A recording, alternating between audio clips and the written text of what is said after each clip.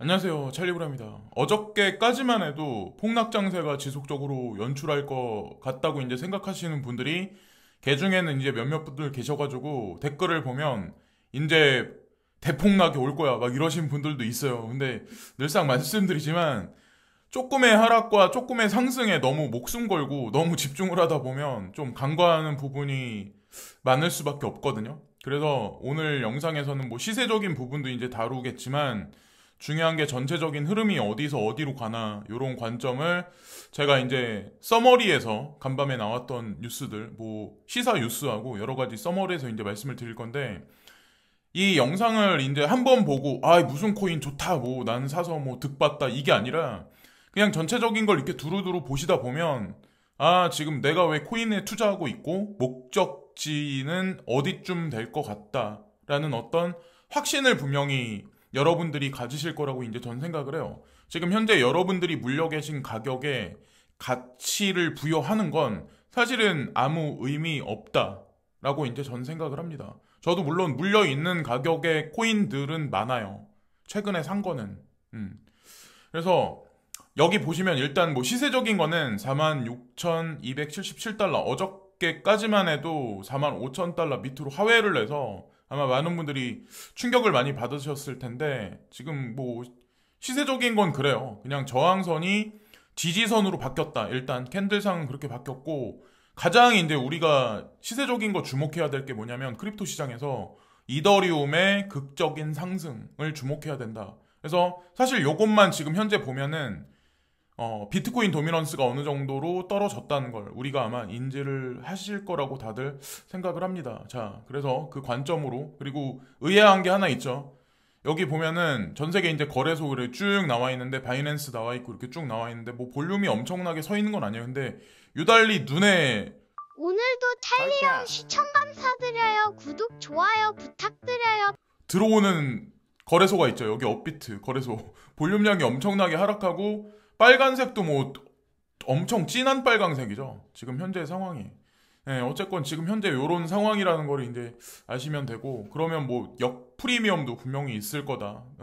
뭐 조사 안 해봐도 뻔한 거고 아까 이더리움의 상승과 그리고 솔라나, 솔라나가 이제 특히 눈에 도드라지게 많이 상승했는데 시총 상위에 있는 코인들이 분발해 주면 당연히 지금 현재 상황에서 42%가 드디어 깨졌어요. 그래서 향후에 비트코인이 여기서 살짝만 옆으로 밀어주고 만약에 박스권에서 위아래로 진폭이 많이 없는 상황만 연출해 준다면 그냥 이 상황에서 시총 뭐 상위부터가 됐건 하위가 됐건 아니면 중위가 됐건 알트코인 상승장으로 서서히 진행되는 과정이라고 보시면 어떨까라는 생각을 합니다. 뭐 아직까지 결론 내리기 좀 이르기는 하지만 어쨌건 이 시그널이 과히 나쁜 거는 아니거든요.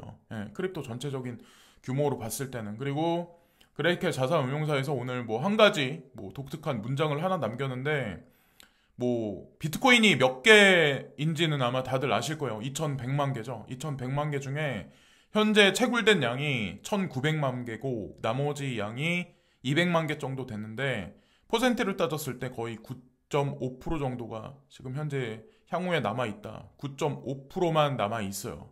그러니까 이제 얼마 남지도 않았죠. 제가 지난 영상에서 어저께 영상에서 그런 말씀 드렸는데 예를 들어서 여러분들이 업비트 빗썸에서 거래를 한다.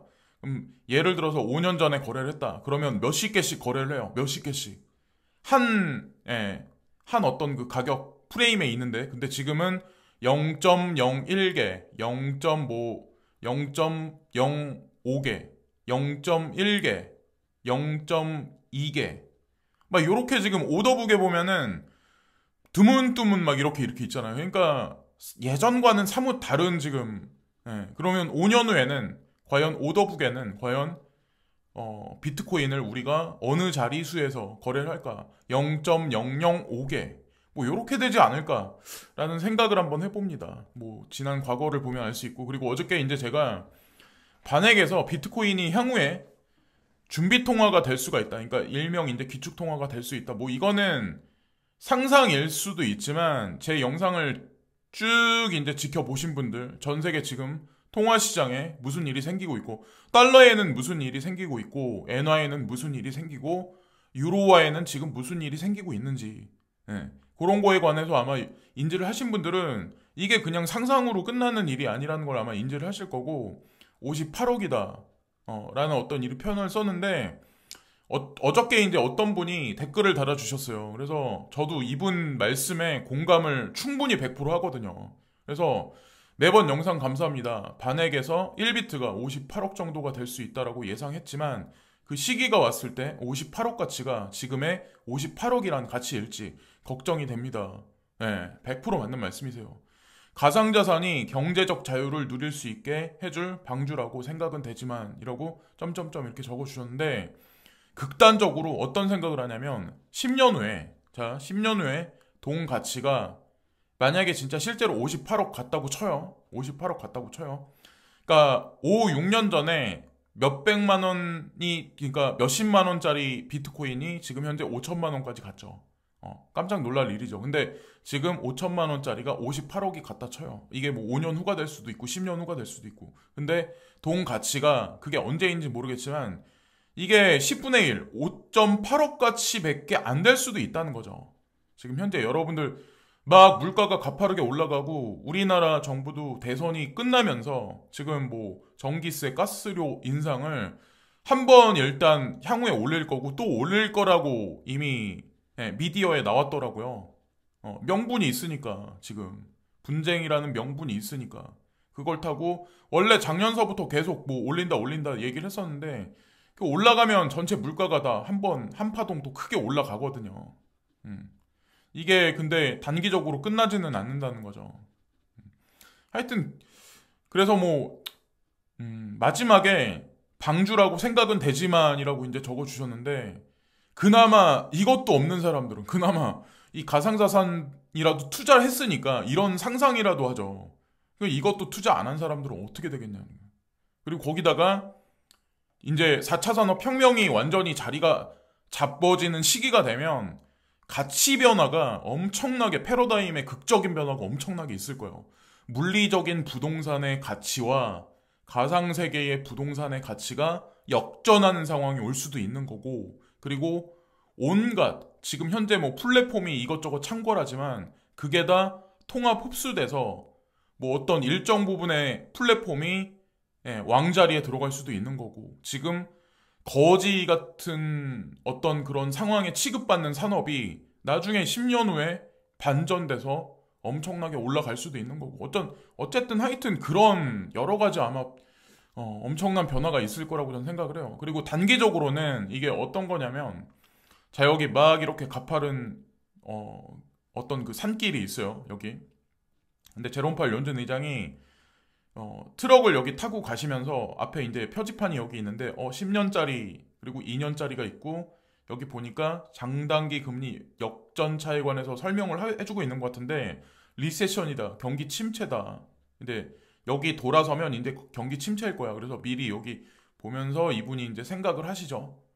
그러니까 이게 사실 이 사진 한 장이 아무 의미 없는 것 같지만 뭘 의미하냐면 여기까지는 난간이 있어요. 그죠? 근데 장단기 금리 역전이라는 표지판이 있고 돌아서면 이제 리세션이라는 게 이제 향후에 도래할 거다. 이미 연준은 알고 있을 거고 그걸 알고 있기 때문에 금리에 관해서도 고려를 충분히 할 가능성이 높지 않을까. 그래서 투자를 하시는 분 중에 미리 생각을 해서 금리 0.5% 하면은 폭락이 오겠구나라고 미리 지레짐작해서 걱정부터 하는 거는 제가 개인적으로 보기엔 아니라고 생각을 해요. 그러니까 이걸 이렇게 걱정하고 저렇게 걱정하고 그러면 뭐를 할 수 있을까요? 그리고 여기 보시면 아시겠지만 2년짜리 10년짜리 자 금리가 역전됐다. 2년짜리가 더 커요. 그리고 5년짜리 30년짜리 자 여기 보시면 5년짜리가 더 크죠. 자 장단기 금리 역전차 향후에 경기 침체가 도래할 거야.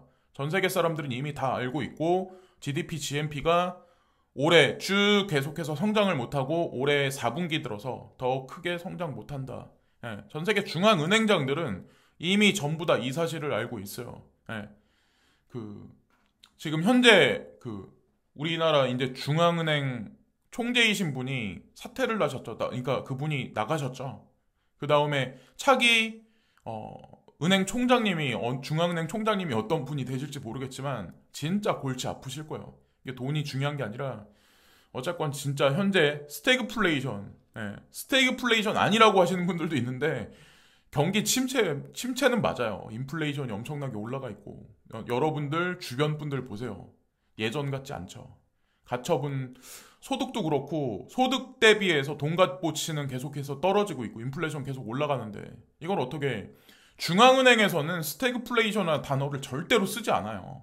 그 사람들은. 왜냐면 스태그플레이션은 중앙은행에서 통제 범위를 이미 벗어난 거기 때문에 그래서 스태그플레이션 상황에서 할 수 있는 일은 더 돈을 많이 찍어내는 것과 사회 간접자본 투자로 인해서 뭐 토목공사라든가 교량건설이라든가 터키를 보면 아실 거예요 아마. 터키가 어마어마한 교량을 건설을 했어요. 그거로 인해서 그러니까 부양을 시키기 위해서. 미국에서도 지금 그 공화당에서 계속 맡고 있는 사회 인프라 뭐 보장 법안인가 바이든 행정부에서 지금 추구하고 있는 그것도 마찬가지로 그런 일환이라고 보시면 돼요. 그게 통과돼야 결국에는 스태그플레이션을 타파할 수가 있어요. 우리나라도 마찬가지로 금리 인상해서 돈줄을 재가지고 부동산 상승을 억제시키려고 막 했는데 결국에 이번에 정권이 교체가 되면서 또다시 이제 와전됐죠, 완전히. 그래서 이번에 어떻게 이제 민주당에서 어떻게 해줄지는 모르겠지만 우리나라는 부동산이 지지가 안 되면 결국에는 전체 경기도 하강할 수밖에 없는. 그리고 수출도 제가 보니까 또 다시 하강 기로에 섰다 이런 얘기들이 있더라고요. 뭐 이 얘기는 뭐 쓸데없는 얘기일 수도 있으니까 여기까지만 하고 잭도 씨가 뭐 여기 보면은 뭐 기부를 했다 1밀리언만큼 크립토 띵크탱크인 코인센터에 관해서 먼저 설명을 드리자면 정부 고위 관료 그러니까 백악관에 상주하고 있는 고위 관료부터 거기 직원들한테 블록체인에 관해서 그러니까 뭐 한마디로 쉽게 말해서 이제 코인에 관해서 이제 교육을 시켜주는 기관이거든요. 근데 여기 잭도 씨가 기부를 했고 또한 여기 기부한 데가 어디냐면 앤더슨 호라이츠하고 코인베이스도 마찬가지로 기부를 아마 동률로 아마 한 걸로 알고 있어요. 그리고 그레스켈 자산운용사도 1밀리언을 기부를 한 걸로 알고 있는데 제가 이거를 복선을 깔고 미리 말씀을 드린 이유가 여기 보면 코인센터라고 여기서 레포트를 하나 발표를 해요. 이거는 가장 최근에 나온 레포트거든요. 근데 여기 보면 일렉트로닉 캐시라고 여기 써있죠. 이게 뭘 뜻하냐면 G캐시를 얘기하는 거거든요. 그러니까 G캐시가 일렉트로닉 컴퍼니예요. 그래서 G캐시 재단이 그래서 일렉트로닉 캐시라고 써있죠. G캐시를 의미하는 거거든요. 근데 되게 아이러니하죠. FATF나 뭐 잘 모르시는 분들은 익명성 코인을 규제한다. 그래서 사라진다. 규제 못하니까 이렇게 보시는데 과연 코인센터는 비영리 기관이며 정부 관료들 그러니까 지금 그 백악관에 근무하시는 분들 정부 관료들한테 블록체인을 교육하는 비영리 기관인데 여기서 이런 레포트를 발표를 했다. 의미가 엄청 큰 거거든요. 이런 관점으로 보시면 어떨까라는 생각을 합니다. 이미 다 짜맞춰진 각본이고 전 세계 CBDC는 왜 영지식 증명의 이 기술을 왜 사용할 수밖에 없을까? JP모건은 왜 G캐시 재단에 투자를 했었을까? 그리고 베리 실버트도 마찬가지로 왜 영지식 증명 기술에 왜 포커스를 맞춰서 립을 계속 할까?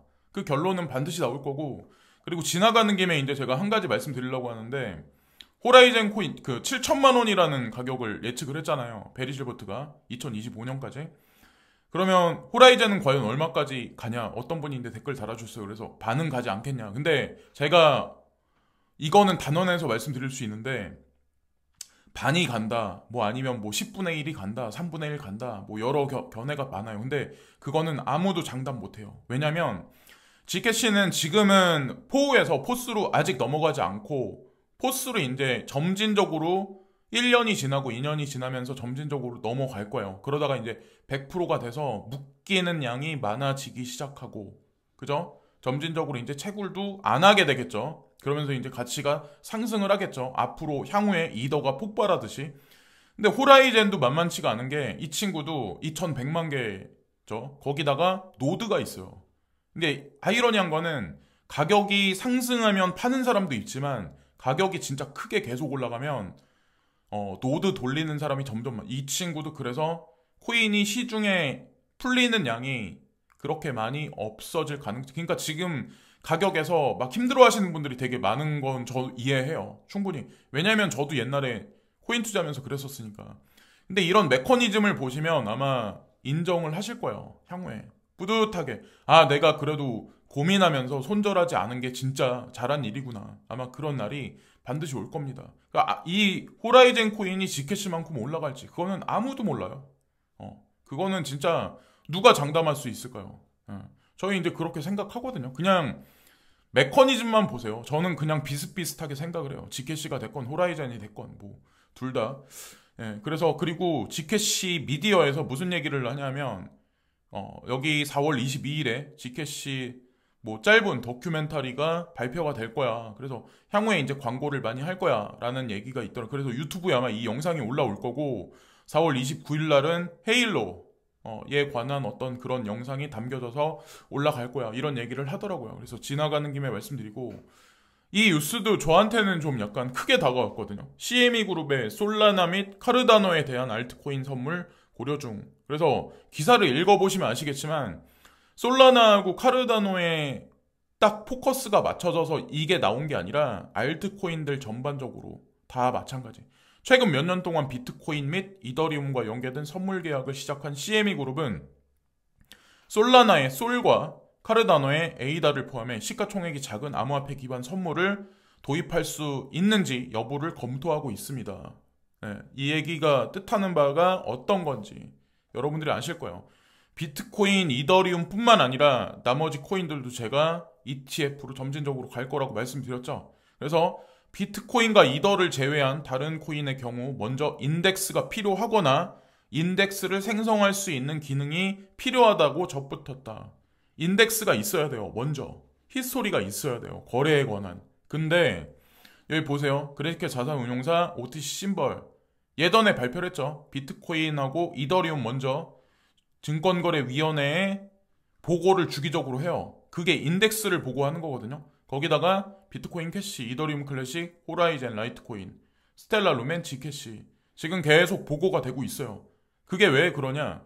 그 히스토리가 쌓이고 쌓여서 인덱스가 만들어지고 인덱스 지수를 통해서 ETF로 가는 결과를 도출한다. 이렇게 보시면 돼요.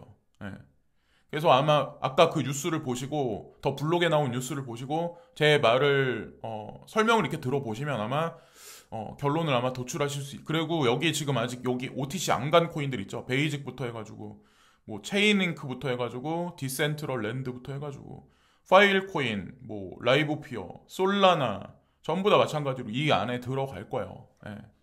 그렇게 그런 관점으로 보시면 어떨까라는 생각을 합니다. 업비트도 마찬가지로 인덱스를 만들어내서 향후에 주식시장하고 연계해서 간접 투자 상품을 만들려고 지금 인덱스를 계속 히스토리를 계속 세이빙 시키잖아요. 여기 보면 뭐 업비트 마켓 인덱스 UBMI 이거는 비트코인 위주 그리고 비트코인 전체 시총 그리고 이거는 알트코인 마켓에 관한 거만 전문적으로 요것만 보셔도 아마 아실 거고 코인 동향에 보시면 딥바이 관련해서 이더리움 그룹 뭐 분산화 거래소 플랫폼 스마트 컨트랙 게임 시장 관련해서 인덱스가 쭉 지금 쌓고 있어요.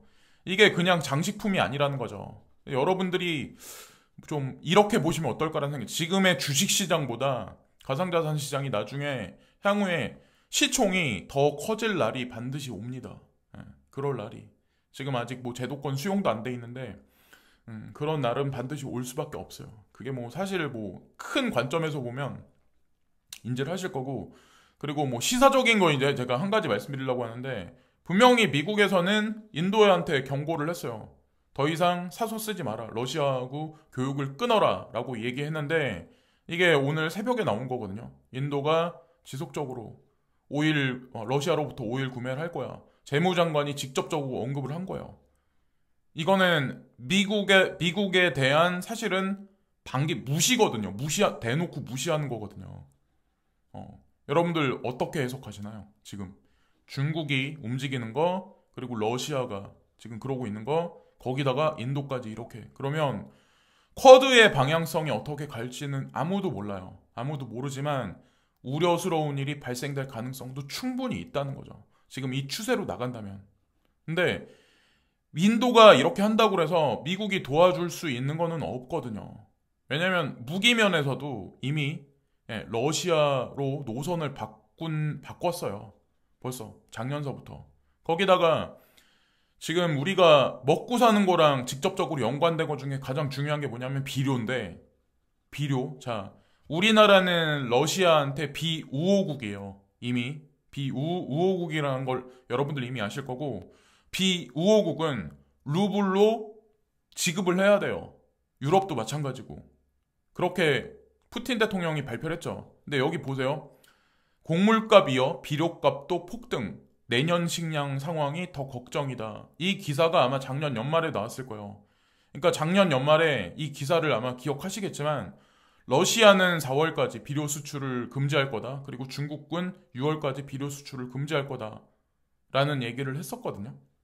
자, 이 여파가 이제 지금 미치는 거고, 지금 작황을 해야 내년에 이제 뭐 곡식을 올해 이제 수확을 해서 창고에 쌓아서 출하를 할 거, 팔 거 아니에요.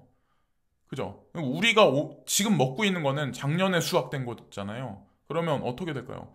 비료 원료 주요 공급국이 러시아 제재 여파, 전 세계 농민들 비료 줄이고 경작지도 축소하고 있다.